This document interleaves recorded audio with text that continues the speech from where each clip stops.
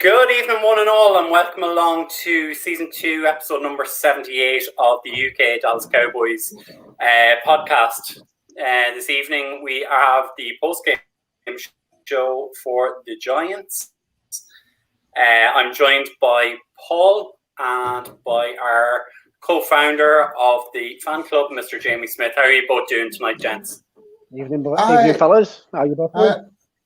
I'm pretty good, mate. I had a quite interesting evening. My Twitch stream completely boomed because of Al Smitzel, who's a fantasy draft guru, just seemed to send some of his followers over, so that was kind of nice of him. So, No, not a bad way to start the evening. So hopefully some of those viewers have joined us on this evening's episode of the show. So for any of those of you who are unfamiliar with us, we're based here in the UK and Ireland. So I'm in Ireland. Paul, you're in Scotland. Sounded excited there, Paul. We have our one and only Yorkshire stud muffin himself, Jamie, who is based in stud muffin. in Leeds. So tonight we're gonna break down and review the Cowboys' victory over the Giants. Before we do so, we have a couple of very important call-outs before we start reviewing it. So, Paul, if you want to take away on your spot. Oh yes. So if you're planning on going to a game this year, be sure to check out Cowboys Experience for the ultimate meet and greet, tailgate, and game day experience. To contact Cowboys Experience, please go to www.cowboysexperience.com and use the discount code UK Cowboys. When I say this, I cannot recommend these guys. I recommend these guys so highly, man. Like, it's honestly, they treat you like royalty, especially if you're coming from over the UK. Honestly, man, it's worth it. Get to meet players like Drew Pearson, Zach Martin, and current other UK Cowboy players and former cheerleaders. It's absolutely brilliant. So, but yes, discount code is always up the top, so be sure to contact them. But obviously with this year, it's going to be a little more difficult, so there's going to be some online experiences, but be sure for next year, 2021 season, be sure to get in touch with them.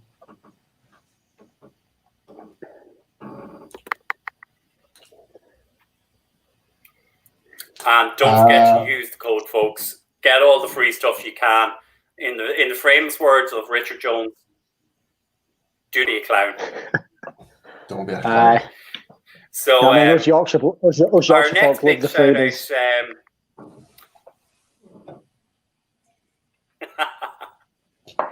Love it, Jamie. Our next big shout. I think there's a bit of a delay in our feed today, so apologies, everyone. Yeah. So our next big shout out, unfortunately the news broke overnight that Taylor Stern has departed the Dallas Cowboys media team.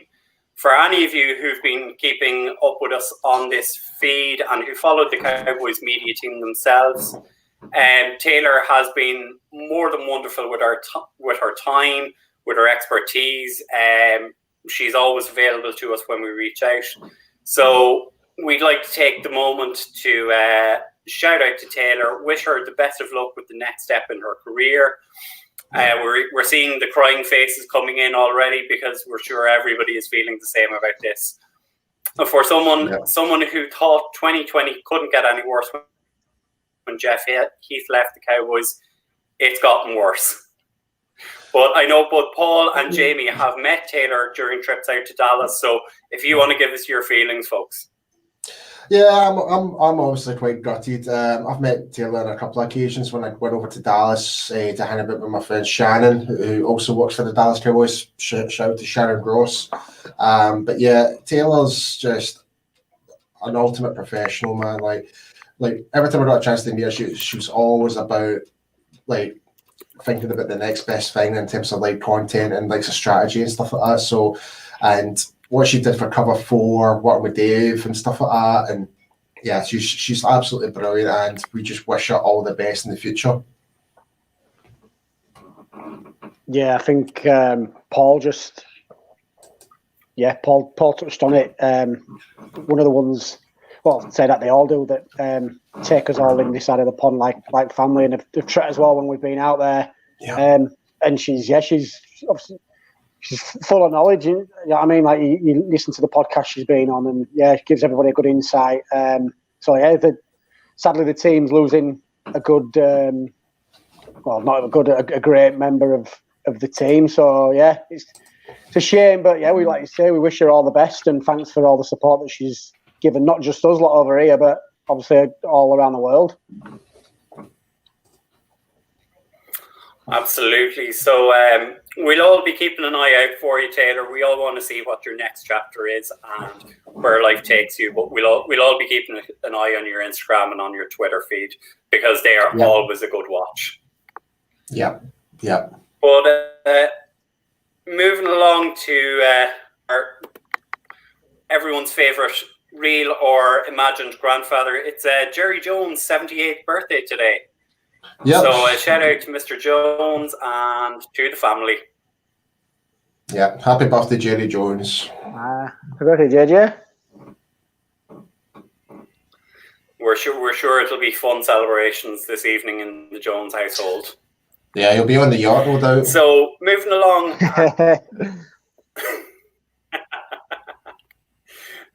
Moving along and jumping into the injury update. So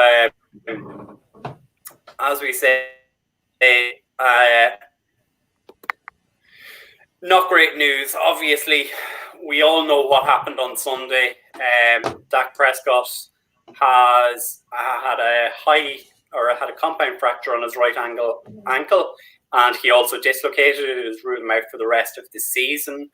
And to also note that Tristan Hill has torn his ACL, and he is also ruled out for the season. So, gentlemen, take it away. I'm devastated, mate. I am I'm lost for words. Like, that was on his way to, he was projected to go way beyond the record books this season based on what all the NFL experts were saying. Well, it's like 6,000 yards plus, all that type of stuff. And for this to happen to him, who's never really missed a game. Like, the only time he's ever missed, he's came off the field was to get examined and come back onto the field. Other than that, he's never missed a game. So, and not just that, he's been absolutely nothing but phenomenal this year. But yeah, it's just, I'm just devastated, mate. And I don't know, man. I'm lost for words. Yeah. It when we saw it in real time, we were immediately going, oh crap. And then when we saw replays, it just made things worse. I think the outpouring, and we'll pull up a comment there from Lloyd, we couldn't be more heartbroken. Like, the outpouring of sympathy from everyone around the NFL, everyone within the Cowboys organization. You could see how highly regarded Dak was. You know, it just goes to show that the guy he is. I mean, he's faced so much adversity in his own life. Everyone has known and read the stories in terms of his mom, his brother dying this year, his own battles with mental health. But Jamie, what are your own feelings on this? It's like you say, it couldn't come at a worse time, could it? Like you say, he was balling out. I mean, and then you don't wish injury on anybody, and then just to see when he was being carted off and he was in absolute tears, like you say, it was just heartbreaking to see. Cause I was crying as well, mate. Like, honestly, I just couldn't believe what I was watching. Honestly, you kind of sometimes think of it as sod's law, like you say, because essentially he's in contract year, isn't he? And it couldn't have come at a worse time, like I say, because it's sort of like I say, it's just such a bad injury. And it was just, you don't want to see that to anybody that plays for any other team. But when it's one of your own, it was just heartbreaking. And like you say, and then it flicked up into the box, and I'm sure, was it Charlotte Jones being consoled in the in the box as well. Yeah. And you could tell how close knit the whole organisation is, and how much, like I say, that they think of Dak. And yeah, even when, like I say, Jason Garrett even come onto the field to make sure he was all right. It's just, that was a touch of class from Jason Garrett. I know we've all been critical of him as a coach, but as a person, you can't see anything bad about him as an actual person, and that just shows that. So you look at him before the game as well when they come on, and it was when it kind of flicked through, didn't it? Because obviously Garrett was saying hi to everybody, and him and Dak had a bit of a pushy kind of friendly kind of banter, and it just shows. What I mean, what they all think of each other. Yeah, the rivals end of day now, but there's still that mutual respect and that love because it was there from the start of Dak's career in the NFL anyway. See, that's the thing, though. Outside of football, it doesn't really matter. You can still talk to that person no matter what. You can still be friends, have that lasting friendship no matter what. So, yeah, you're right there, Jamie. Yeah, and just because you just said that, I know obviously we're a Cowboys podcast, but like you say, you don't ever want to see anybody injured. But props to Alex Smith as well, getting back on the field. That was that was a nice thing to see. Yeah, that is unbelievable. Like shout out to the UK wrestling fans, like as well. Like it's like for us to see you have to admire the hard determination, all the adversity that Alex Smith got as well for him to come back, and we've been getting a lot of support from other teams saying wishing Dak all the best, especially that little kid from Philadelphia. Like I don't even might see him on Twitter. It's been reposted and tweeted and shared. That was lovely. That's what football's all about. End of the day, but obviously you do have the few dickheads. Yeah, you've got the idiots out there as well. But I was going to ask you guys. Like Jamie kind of briefly mentioned it, was regard to it can be a bit of a bad time.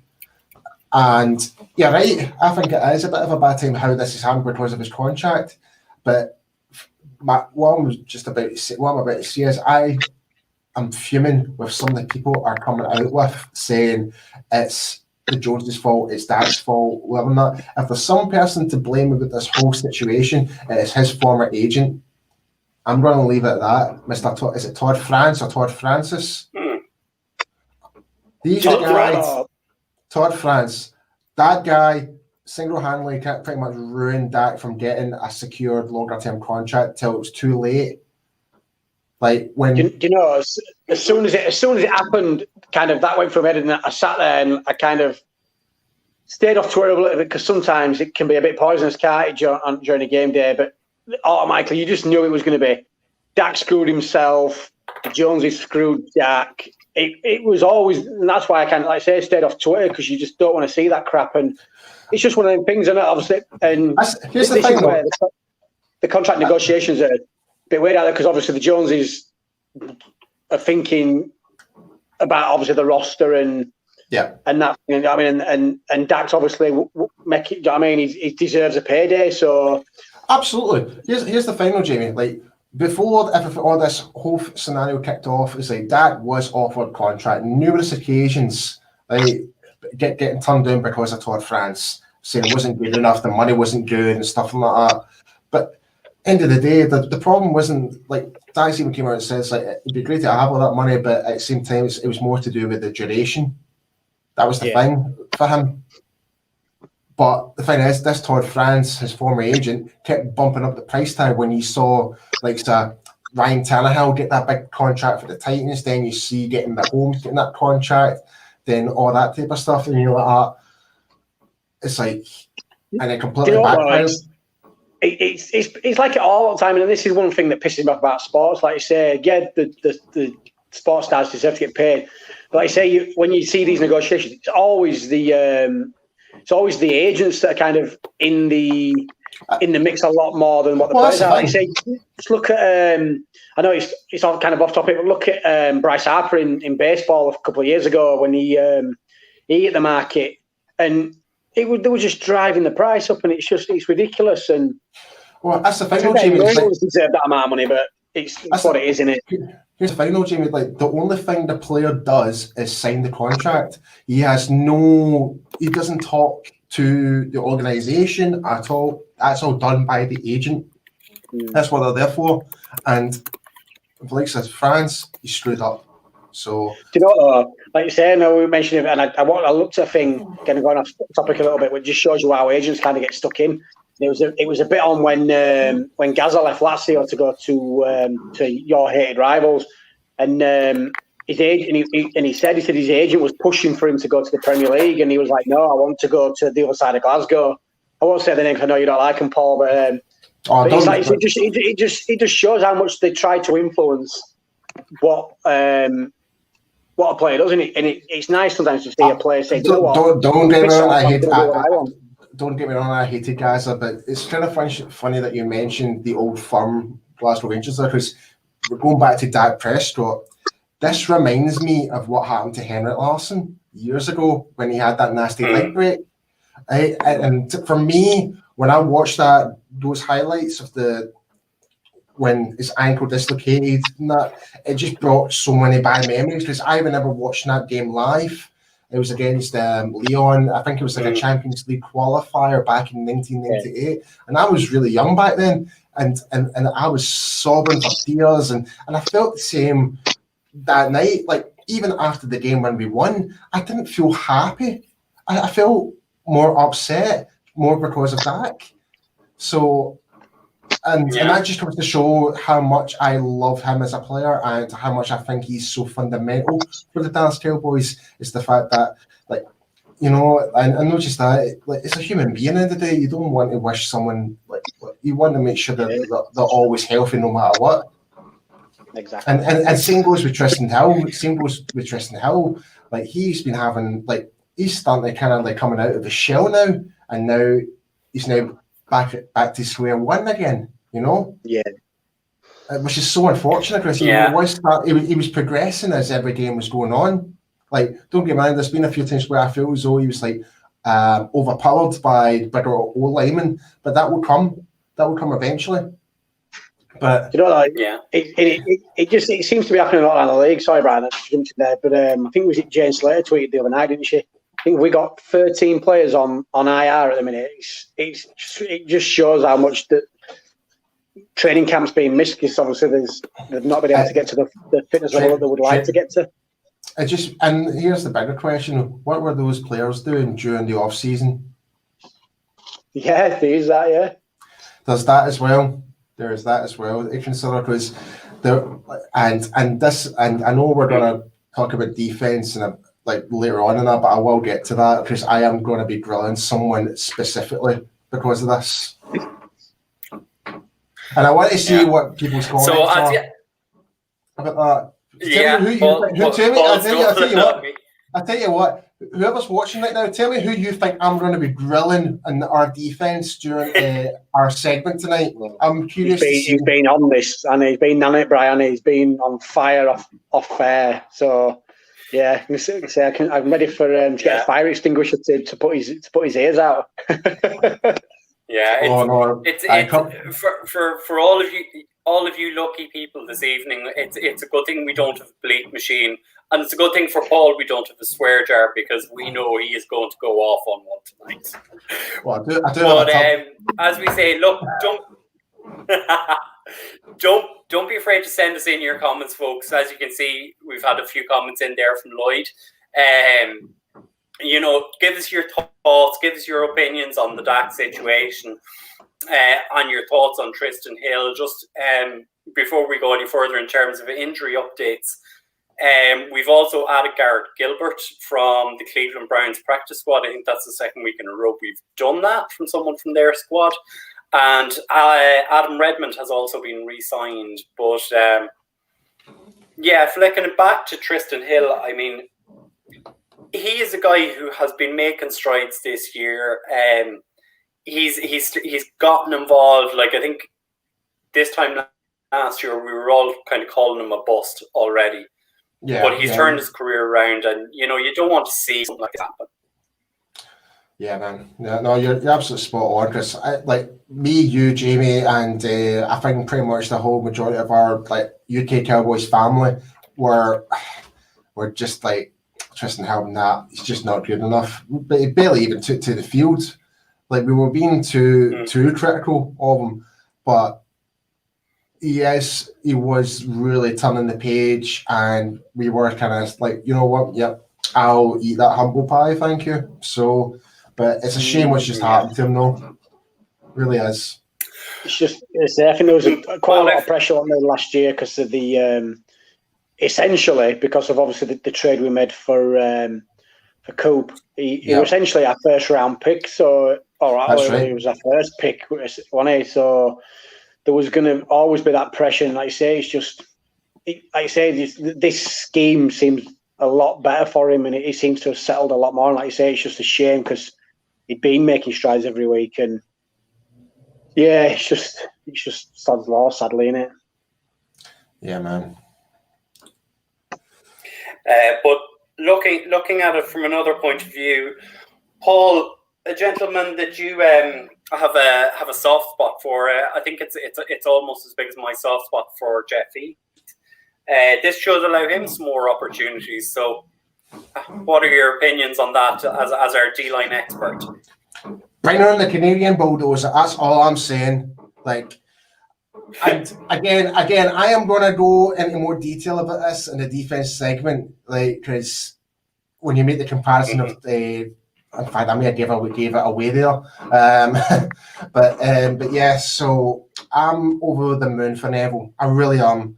I've been raving about this guy since bloody day one, and for him to get the opportunity now to be a starter now, a lot sooner than I expected, to be honest with you.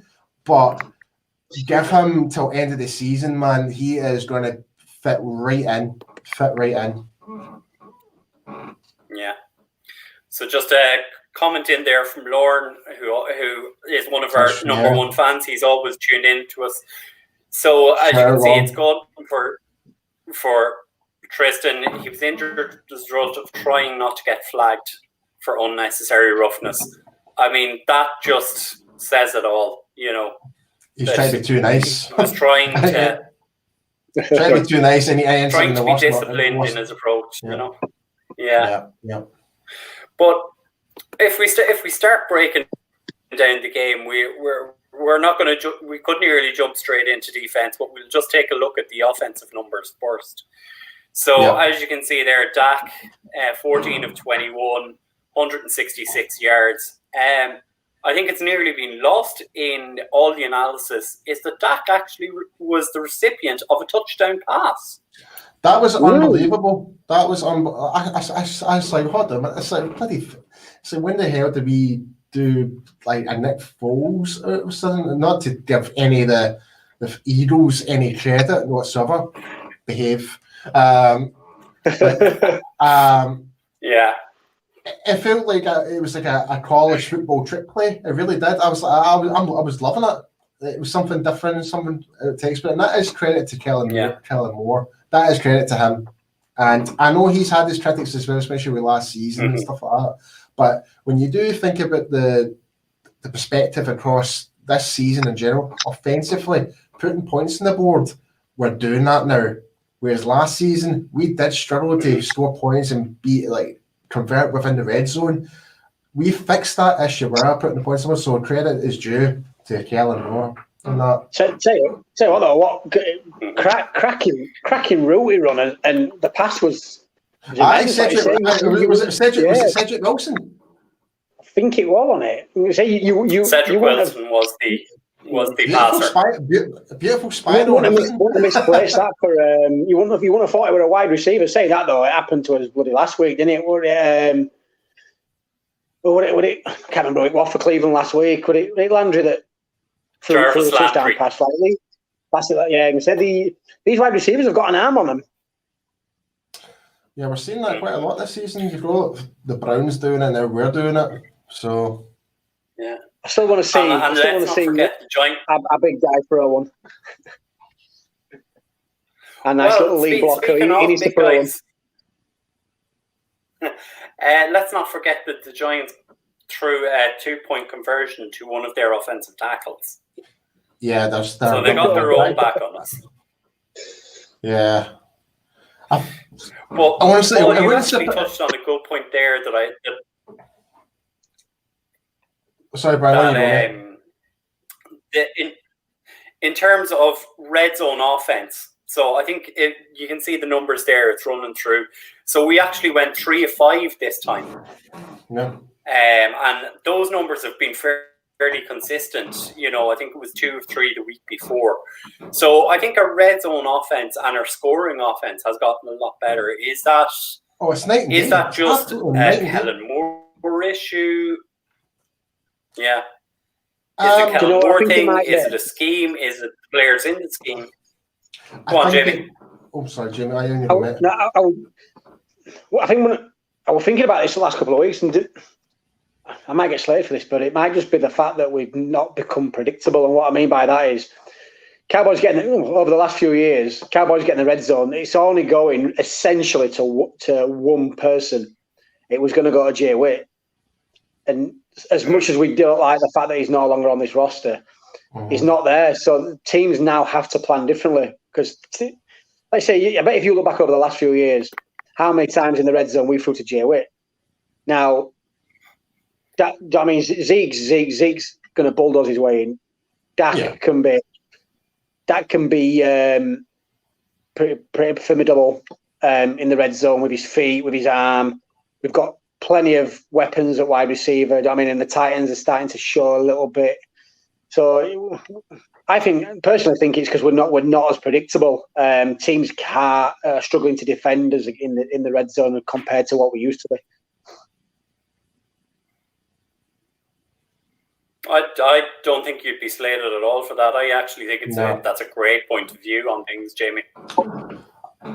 Just to kind of add on top of that, it just kind of makes you think: was Jason Garrett actually the problem? Was he restricting the offensive coordination to a certain extent? Because there was talk of the last season that he was interfering to kind of take things back, and so he had more control, all that type of stuff. So, that's all I can really say. Not like it seems to me like McCarthy is like giving him full rein and it's working. So, and again, that is all credit to McCarthy giving him the permission for Kellen Moore to do that, and all credit is due to Moore for actually executing and we're actually getting points on the board.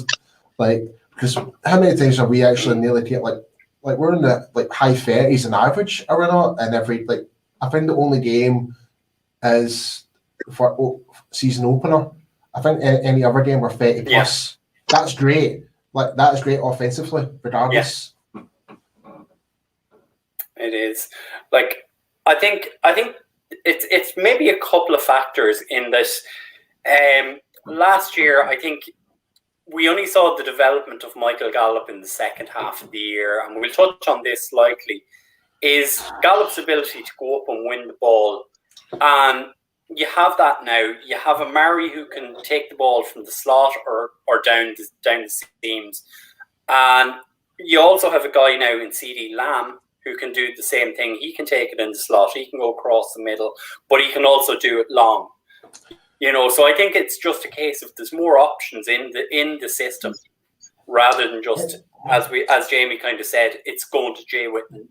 Everyone knows it. Here's the thing as well, going forward, we've never had a trio of wide receivers who we can fully trust like this before. Mm-hmm. You've had we always relied on Des Bryant, but there was occasions where Terrence Williams and then it was Cole Beasley, then whatever, and that they'll do an okay job, but when you've got this trio of wide receivers, you're at least guaranteed one of them to give you 100 yards a game. Pretty much now. That's just how that's what seems to be happening now, especially what's going on. And a further point as well, and this is something I want to get your guys' thoughts on. It's now, obviously, it's sad that what's happened to Dak. Andy Dalton, we do need to talk about Andy Dalton. He's never had a receiver core like this in his arsenal. All he had before was like AJ Green, who was always pretty much injured and had underachieving wide receivers that were picked in the first round, like John Ross, and the only other one he's had decent was Tyler Boyd, but he wasn't. He was like 50% with the game and no, but whereas now with the Cowboys, he's got 3 wide receivers that will be there and make space and get those catches no matter what. So, and kind of going forward, it is a big loss to lose that, obviously, but I'm just glad that we managed to get ourselves the best backup we could get. That's what I'll say. Do you know? I'm glad you said that, Paul, because we touched on a little bit back in the last year when we had Big Game James on, and I think, I don't know if it was when we was looking at the offense during pre-season, and I said that it excited me. I personally thought that Andy Dalton was probably the best pickup we had this year, just for the fact that if you look back through the years, when Tony was starting QB, he never really had anybody behind him. Kyle Orton, all that type of stuff.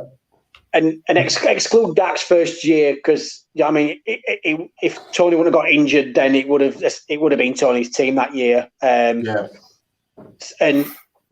this team has been so stacked for years, going back to probably even before, probably maybe a year or so before the Cowboys came over here in 2014. But it was always, if the QB was going to go down, this team was essentially screwed, because although we had a good running game, we had a decent wide receiver core or tight end core, put them both together. We just had nobody. Like I said, Tony went down that year against, I think, the Redskins, wasn't it? And it was John Kitna that come in. I mean, you're not going to win. No disrespect, John Kitna, but you're not going to win games with John Kitna. Andy Dalton's been to the playoffs. Andy Dalton's won decent games. Andy Dalton's played at a high level. This, as much as I'm not saying he's going to play at a level that Dak's playing at, but he's going to come in and say he didn't light it up the other night, but he's still coming in through for over 100 yards. And apart from the fumble that he had, I mean, he had a fairly steady game. So I'd still be confident with Andy Dalton being the QB of this team. Yeah, absolutely, mate. Yeah, absolutely. Like if we do move on, then, as we say, to Andy Dalton, I mean, he had the fumble on his first series, and then he came in and let's be fair, he led us on a game-winning drive. Now, 2 unbelievable. The game-winning drive was 2 brilliant passes. Yeah, but I'm going to take it back and go to the pass before, where he found Cooper over the middle, and Cooper turned a 6-yard loss into a first down, and then we got the 2 passes to Gallup. I mean, I don't know of a QB who could have come in, made that pass. Yeah. You know, he's past CD Lamb impressed me as well. I know the wide receiver's still got to do his job, and don't mean I'm not going to take away the fact that CD Lamb made a great catch, but it's like there's that camaraderie there, wasn't there already? Like he knew that CD Lamb was going to get the job done, and he was going to get inside and get the ball. And like you say, it's just they obviously it was just nice to see, like you said, that we, as much as the game shouldn't have panned out the way it bloody panned out, but you had that trust there. Whereas no disrespect to the guy that should come in, but you wouldn't expect somebody like a Garrett Gilbert to come in and make those kind of plays. And like you say, I mean, lead us down for a game-winning drive. That's another question. Where does that look like? Because obviously we just signed our quarterback into the squad. Is it Gilbert from the Browns squad? Yeah, Garrett Gilbert. Yeah. So, are they making him as number one, or are they? Not number one. Backup, number one backup. Sorry, to Danucci, or is Danucci still going to be backup to Dalton? Well, if you that's why I love the world of Wikipedia. If you look at Wikipedia, it reckons that he's competing for the starter's job.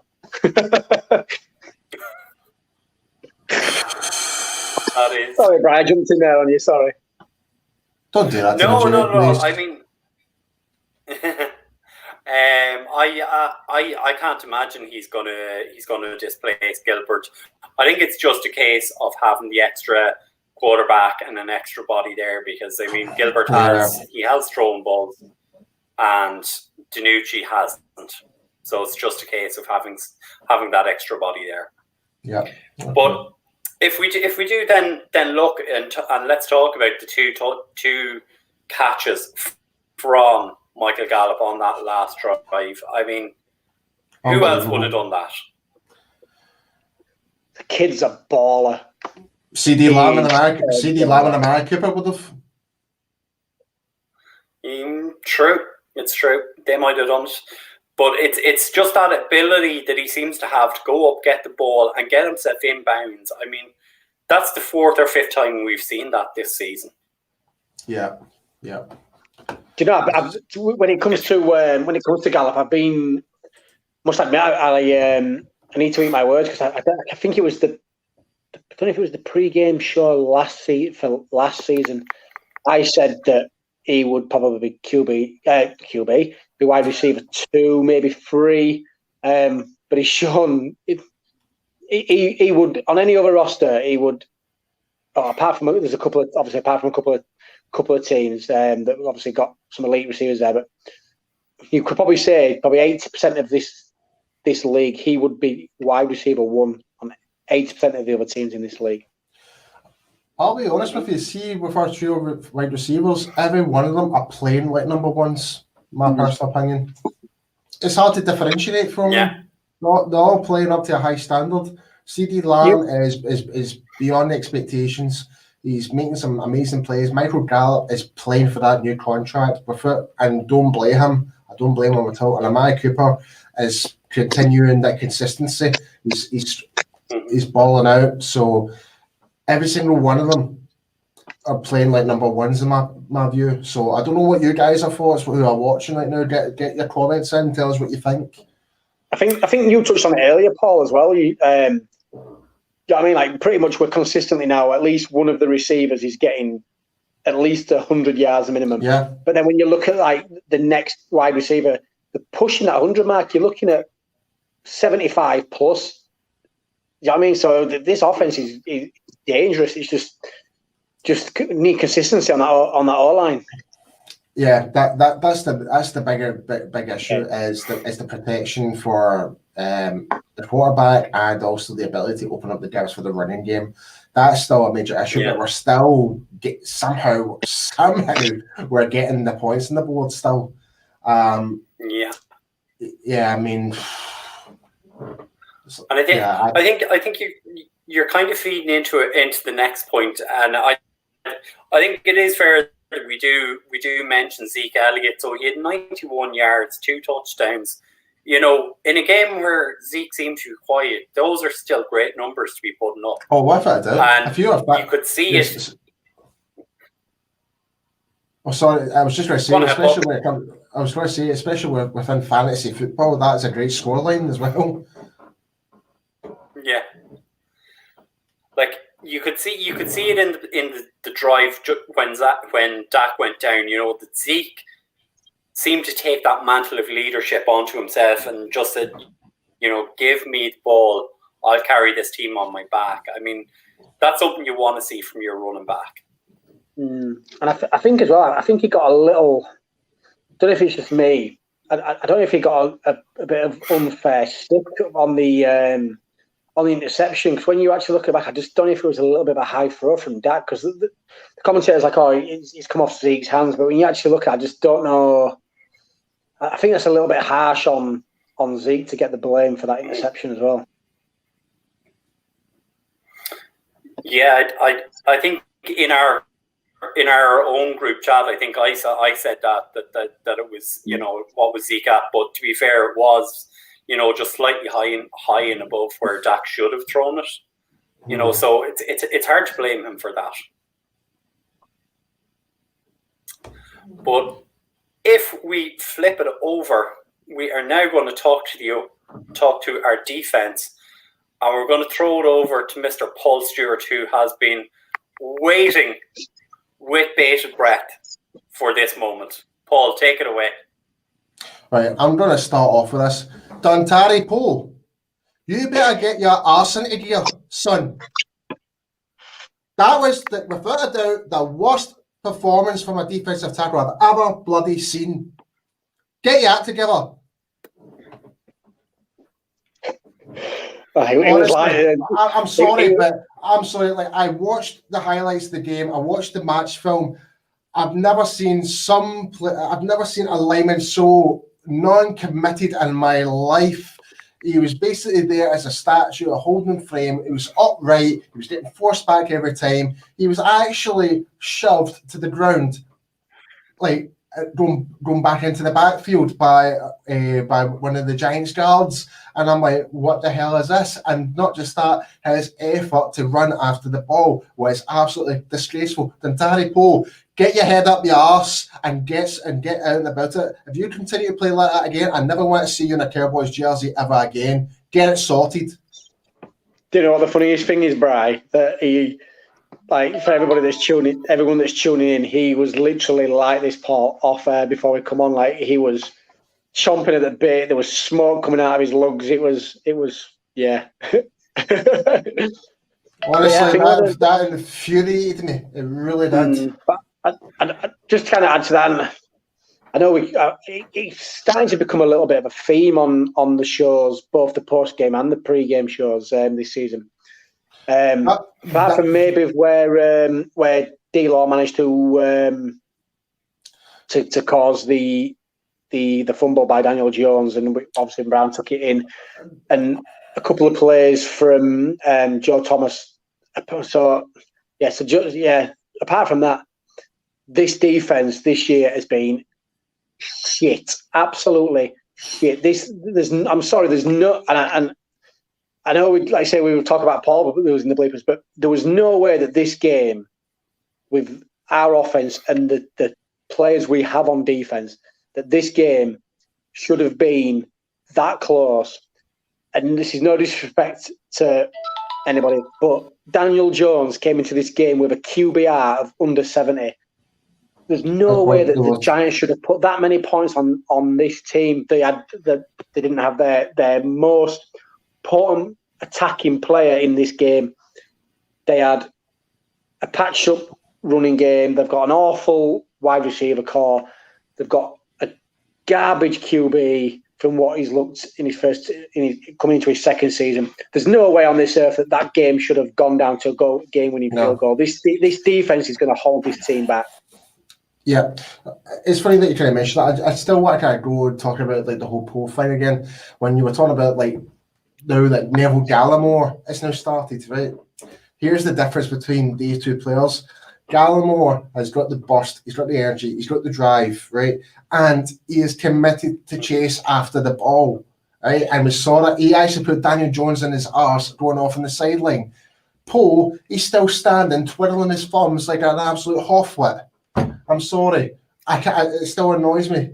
Like, do you know? And I think just kind of put a bit of a prop on there. I'm sure I read right somewhere, and we've, to be fair, we've all given D-Law a bit of shit over the last few weeks, obviously because of the size of his contract. But did I read somewhere right saying that for a lot of that game he was playing on a bum leg as well? So fair, and if that's true, fair play to him, because he was obviously in there and he was like, you know what? If I'm at 60%, I'm still going to get in there and I'm going to try and cause some havoc. So fair play to him if that's true. Yeah, I believe so. Yeah. And I know our very own Graham Wilson will be like, if he's not 100%, don't play him. But what choice do we have, to be fair, when you've got Everson Griffin, who is not doing the business as far as I'm concerned. And you are definitely at the critical of him, Brian, for sure. And you've got you've got Poe, who is absolutely garbage right now. He's doing nothing. I don't want to see him in the Cowboys jersey again after that performance.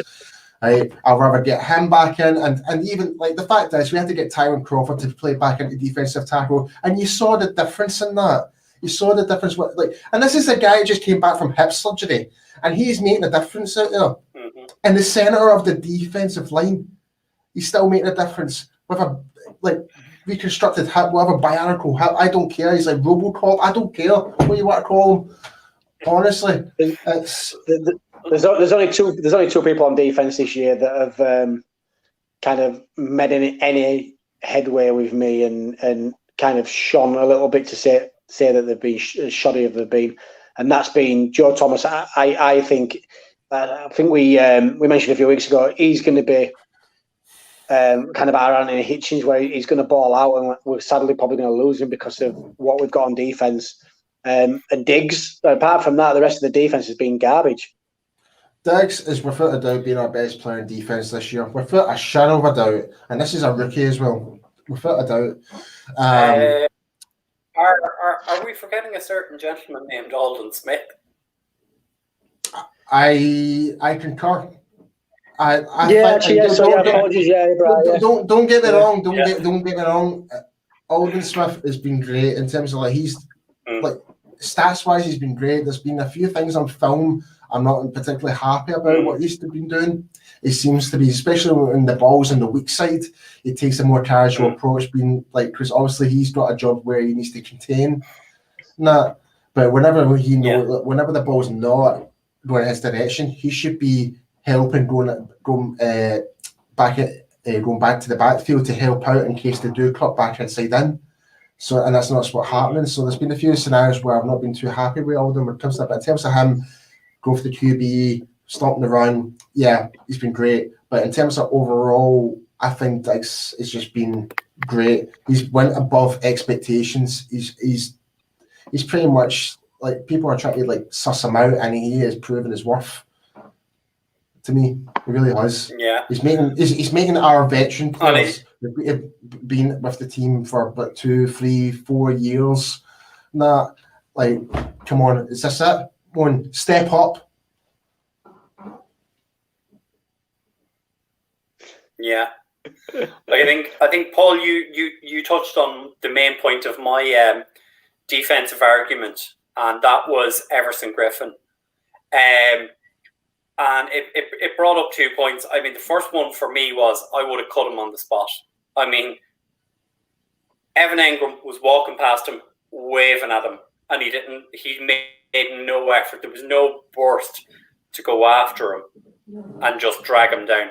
But the second point that I wanted to bring up, in terms of our free agent additions, I mean, Everson Griffin, Dontari Poe, Clinton Dix, who we cut before the season started, it hasn't been good enough. Where does the blame lie on that? Is that a Mike McCarthy issue?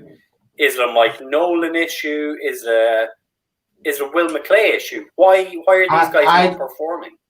I don't think it could be a few factors. It could be the fact that this whole off season's been a complete write off. For all we know, Dontari Poe could be eating donuts every single day for all we know. Right? Who knows? I'm sorry I'm being really bashful and Paul right now, but it's God's honest truth. If people were to actually watch the game, like the actual coaching film of Dontari Poe's performance in that game, you would bench him in a heartbeat. Doesn't matter if you're an all-pro, whatever on that, you would bench him because that was absolutely disgraceful. But to the point of like a Griffin, Poe, Clinton Dix, I think it is really down to the players because they've been veterans of the game. Griffin, who's been phenomenal for the Vikings, like he's had so many sacks with them. He's been on over. I think he's been to the Pro Bowl, hasn't he, Griffin? Right, yeah, so 3 or 4 times. Yeah, so he's been to the Pro Bowl. I'm pretty sure Dix has been there once. So when he was at Green Bay, yeah, and I'm pretty sure Poe's been there when he was at Kansas City. So it's like, but since they came here, I don't know if it's just me, but I think these players in their mind are expecting a free ride. That's what I think. I agree. I agree in some aspects. I don't want to try and sound like I'm going to contradict myself here, because I've since week when I've all done is slag this defense off because it's been awful. But I think if you look at them, think out of all of the free agency ones, if anything, the Clinton Dix one was an absolute bust. I just mean in terms of if you look at the size of his contract, like you would have, out of all the ones that were signed, you wouldn't have thought he would have been the one that got cut because of the size of his contract. So he must have been absolutely garbage in what we had of training camp to be cut, because the Cowboys are on the hook for a lot of money with Clinton Dix. And I just, like you say, just think the other ones, I just think with Griffin and maybe Poe, sadly we're obviously not going to see what we would have got out of McCoy. But I just think maybe because of what McCoy to me is still the biggest, not biggest upset. I'm trying to find the right word here. Like, I'm disappointed I didn't get to see him in a Cowboys jersey. That's what I'm trying to say. Like, I was so excited to the fact that we got Jerry McCoy, because he's still done a great job at Carolina, and we all know his resume for the Buccaneers over the years. And for him to come to us, and we saw the shape he got in. This was a guy that got in shape during this off season, and he proved that he was on Instagram, social media, posting the weight he lost. He looked lean, he looked strong, and it was just a matter of moments during training camp. And do you know, I was the same as you, Paul, when we were kind of looking at the kind of a roster breakdown, and we were like looking at the free agents that were still available at the time, and he was one of the names, and I said, would love to see Joe McCoy on this roster. And I got a bit of shit on Twitter for it. But do you know what I mean? That's what it is. I say he did it in Tampa Bay. So did Ndamukong Suh. Do you know what I mean? Those guys were beasts when they came out of college. And like I say, just for the fact that they were not going to command those massive contracts that they earned at the start of their kind of career, it was worth taking the hit, worth taking the risk. And like I say, sadly, it's not to be this year. Hopefully, we'll look at bringing him back next year and just sit and see what we could have had. But yeah, I think out of them all, for me, Clinton Dix is probably the biggest bust, and the rest of them were just. I mean, that they were so dominant in their previous clubs. It was worth bringing them in just to see if we could still maybe get another year out of them and see what they had left in the tank. Yeah, I totally agree. Yeah. So speaking of our defense and who actually was playing and who did turn up on Sunday, I know, Jamie, you'd like to make a little point on this guy, but Jalen Smith, do we owe him an apology, or does he need to do more? His stat line, I think, was 14 tackles, 7 solo tackles, half a sack, 3 tackles for loss, and a couple of quarterback hits as well. I mean, the numbers look great, but is that the minimum we should be expecting from our middle linebacker? No, because look at how many points we still frigging let in. That's and you know what? And we touched on it off air before. And our great friend and our fellow co-founder of the group, Lauren, touched on it. And to be fair, she got a little bit of stick on Twitter for it. And you know, and she was totally right. There's nothing wrong with players celebrating. But the way they were celebrating, I mean, some of the players, and she called it out, and she was like, do you know what I mean? Why are you celebrating when it's this way? So, no, I don't think we owe an apology. Like I say, he's been awful. Yeah. But pretty much all of this year. He got that big contract. He's been garbage. No, like you say, his stats from the weekend, now, we'd be having a different story. So what was it? 14 tackles in total. Like 7 and 7. When it's 7 solo, 7 assists. Yeah. Now, if we'd have kept the Giants under to 14 points or under, then we'd probably have a different story. But no, the Giants cream this defense, and yeah, I said it earlier that this defense is going to be the downfall of this team this year. So, Jamie, I do agree, and I do agree with Lauren. They shouldn't be Jalen should not be celebrating the fact that we're still playing like crap in general in terms of defensively. like, there's no need for that. The only time you should only celebrate is what Anthony Brown did and D-Law did through that whole play. Exactly. That's the only time you should be really celebrating that, right? Yeah. Or unless you get, like, it's a 4-and-out and it's a big 4-and-out.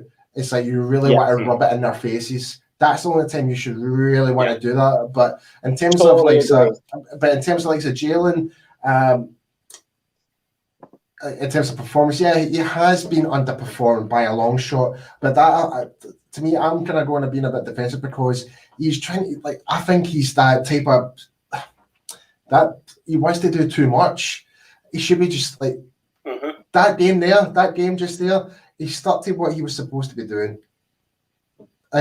He started trusting Joe Thomas. He saw what Joe Thomas was doing in the game. He was actually making plays as well.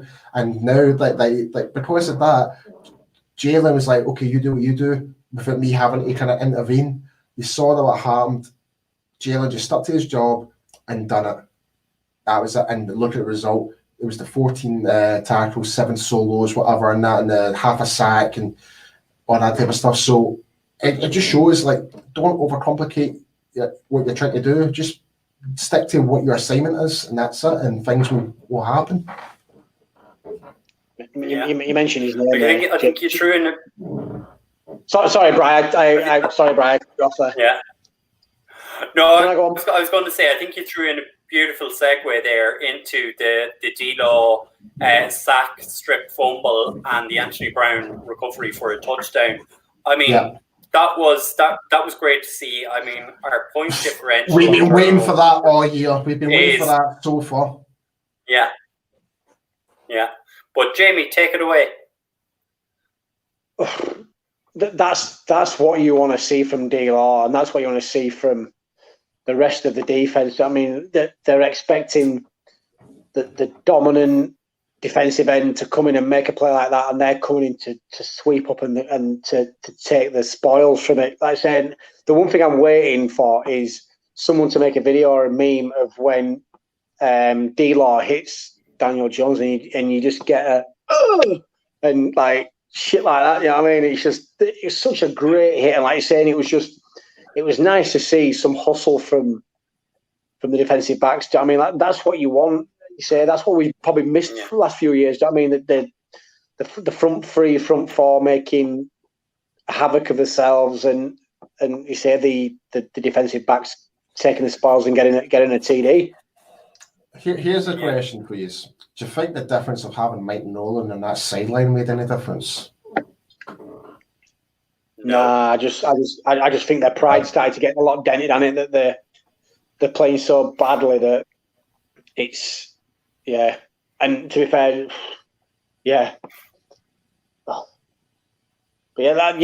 actually, do you know what? I was saying, like, we want Brian's view, because I mean, I feel like we've taken over this one, Brian. So yeah, you chime in on this. We have a lot that's my role here is to. No, that's my role here is to provide you guys with the forum to do the talking. But I do agree. I mean, I think, you know, these guys are hearing it every day of the week. They're hearing it on ESPN. They're hearing it on Fox. They're hearing it on Good Morning Football. This defense is trash. And a certain amount of pride kicked in for some of the players at the weekend. Yeah. Anthony Brown is almost guaranteed to get you one turnover touchdown a year. I think if you go back, you'll find one in every year that he's played. But I think, as you say, D-Law came up, made the tackle, stripped the ball, and Brown took it in. But I mean, if you look at how close Trayvon Diggs has been on several occasions, he's that close to an interception, and I think it might come this week for him. Mm-hmm. Do you know? Just one of the frustrating things about this defense as well is it's like they're going to complete brain fart sometimes. Like, you look at we touched on it off air. The first 2 touchdowns for the Giants were just absolutely atrocious defense. Like you said, the first one from I think it was Ingram won it. Like you said, I think it was Everson Griffin with the poor kind of hustle to get him in, and then from the interception, it was like the guy just kind of pretty much just ghosted himself through 4 or 5, 6 tackles, and it's just like, it's just. And I think we touched on it probably last season, maybe the season before. I think one thing that's probably a little bit disappointing about this team is there's never kind of a 50-50 breakdown. This team's either, for a good few years, has either had a really good offense and a really crap defense, or a really good defense and a really crap offense. Now, if you look at, say crap, I mean it's a consistent offense and consistent defense. Whereas you look at like teams like the Patriots have always got a consistent offense and a consistent defense. The Packers have always got enough, and that's what wins championships. You don't necessarily, and Patriots have shown it year by year, that you don't need to necessarily have the big name players. You just need to have the right players for the right fit and be consistent and be confident in what the coaches are putting out there. And this, for quite a few years, we've missed out because we've a lot of teams, if they would have had the kind of talent we would have probably had and the system that we played in, would have probably won a couple of Super Bowls, and we just haven't. Who knows, mate? Who knows? It's a very true point that you're making, Jamie. I mean, we never seem to balance it out, and it's like that thing. Like we've all heard, complementary football. You know, that your offense gives the defense time off the field, that your defense gives the offense good field position. You know, I can't remember the last time we played that way, and it is disenchanting to see that we're still in this boom bust with one side or the other of the ball. But you know, hopefully, look, we've given our defense enough shit in the last couple of weeks. Mm-hmm. Hopefully they will step up. I mean, we're playing the Cardinals on Monday Night Football. We've already heard about their quarterback who's from a trash school, and his ability to get out of the pocket and escape the pocket. You know, and the guys in that will cover that. But I mean, hopefully this defense has been listening and will start stepping up onto it. It just seems like this defense hasn't had the nastiness for years, and I know we don't want to dwell on the past and be like, oh yeah, you know, 90s was the last time the Cowboys won the Super Bowl, and we know that, and we've lived through it, and we go for it every chuffing year.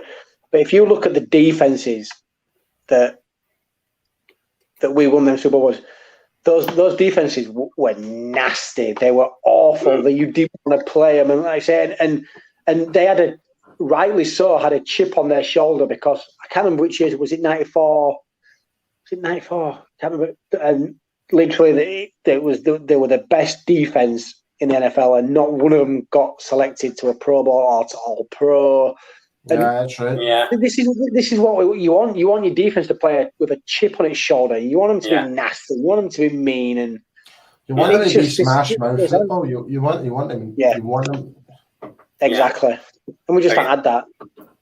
Like I think in terms of that, I think that was the '92 team. I think it was the first Super Bowl, and I mean that was a defense which had, you know, Charles Haley.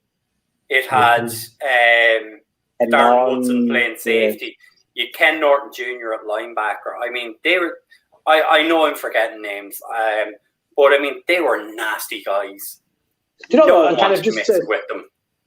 And kind of just to flip it a little bit more just with that, and it just, like I say, you want that nastiness, but just kind of they seem a little bit too rigid and regimental, and the only reason I touch on that is, like you say, we go back to obviously touching about this, but like you look at like kind of on special teams with Kenny Gannon, and he'd go back and he'd have a bit of a laughing backfield while he's waiting for a punt or do you know what I mean? And it's just like that, and it's just like it's a little bit too serious. Like, yeah, I know it's the job, but yeah, like I say, end of the day, if you have fun playing this game, you're going to succeed playing this game. You know what I mean, have a bit of fun playing it. Do you know what I mean? And loosen up a bit. You know what I mean? Don't like Paul mentioned earlier. Don't overcomplicate things. Mm-hmm. Yeah. But just as we always do, and we like to give a little bit of attention to our special teams.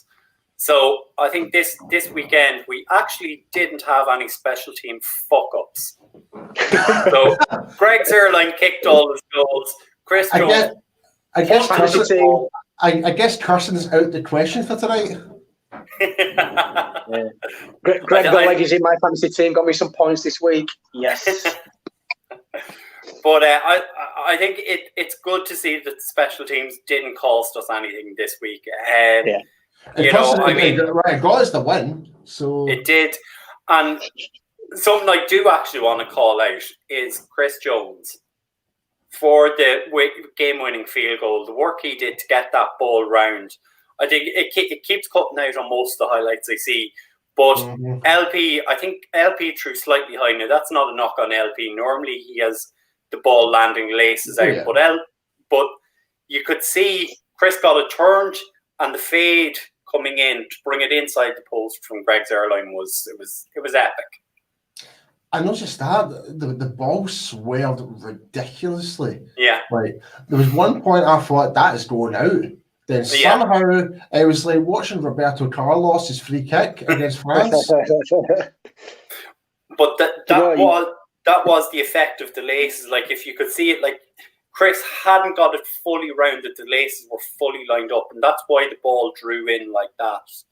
Is that it was correcting. We were lucky, man. We were lucky to get that.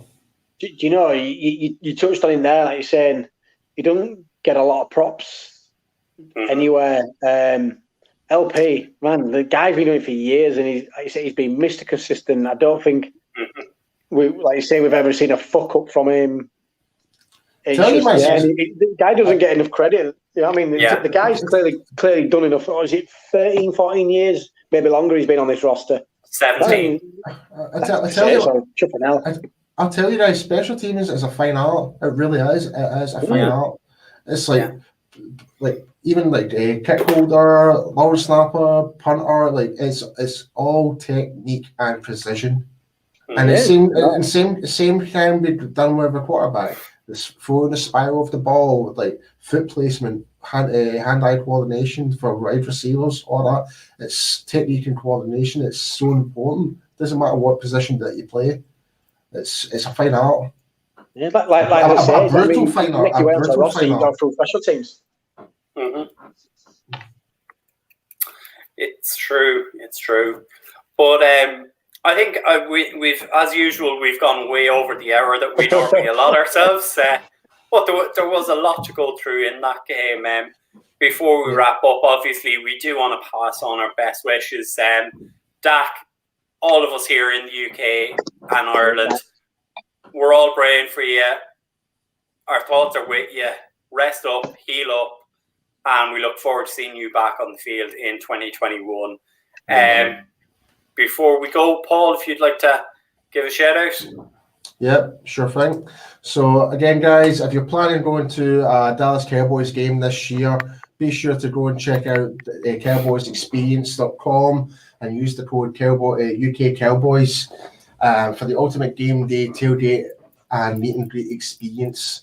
Obviously, with this year, due to COVID-19, it's more of an online presence they're kind of doing right now. But for next year, for 2021, expect full operations to be back set to normal.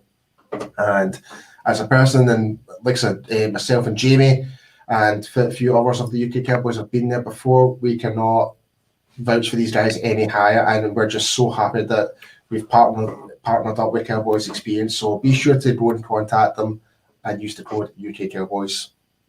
Get all the free stuff you can, people. Take advantage. But in wrapping up, don't forget to tune in on Thursday night. Mike and the team will be breaking down the upcoming Cardinals match on Monday Night Football. But from me, it's good night, Paul. Good night. And Jamie. Welcome. Take care, all. To get in. Ta-da.